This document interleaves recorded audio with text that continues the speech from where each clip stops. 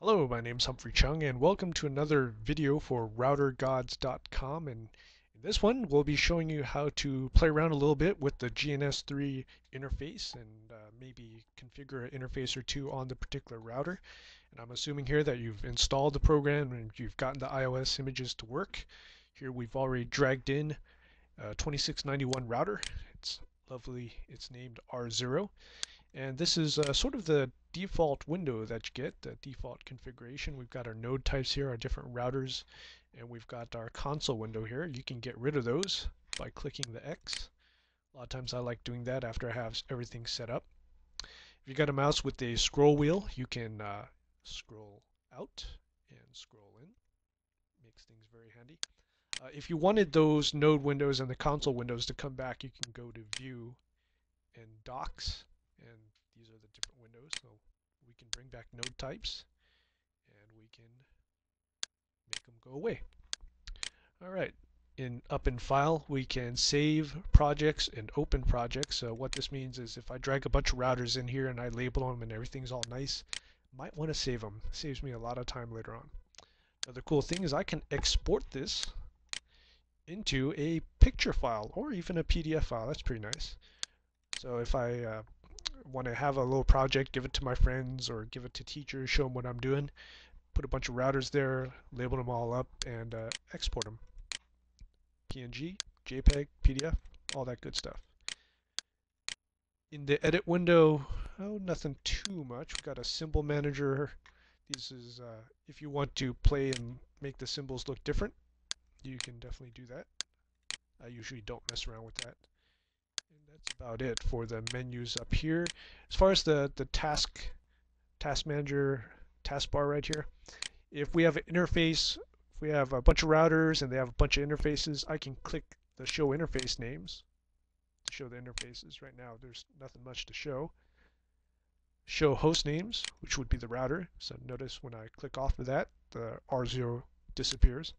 I usually leave this on. If especially helps when you're dealing with something like 8 routers. Add a link. This is where I can add serial links and all that good stuff. I can snapshot it. Never really played with this. I can maybe we'll do that in a later video. Export, import all the configs. That's handy. My console window. I can start the iOS. So this router, it's sitting here right now, but it's not actually doing anything. It's what we consider powered off. So I can actually start this by clicking the play button and then consoling into it. We can label things. We can add a note. So I have to click that. Then I click near to the router somewhere. Blah, blah, blah. Nothing too exciting there, but usually what you're going to do for the note is, let's say if you're doing something with BGP and you've got an autonomous system number, and then you could do interfaces like interface serial 0/1 has an IP address of something like that. You could pretty much write whatever, and after you put in the text, you could click in the middle there, move it around. It's actually pretty handy. And to delete, just select the text, hit delete. We can add a picture. Never really played with that too much, but let's see what we could do here.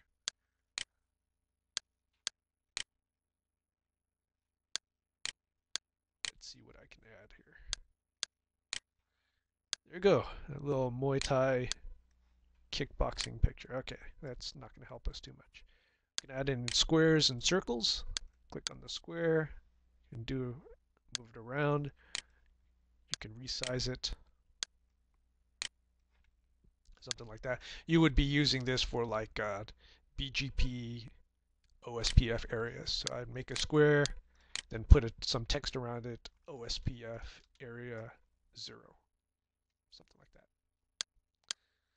And you can delete the square clicking on it, and I'll delete the text and delete this other text.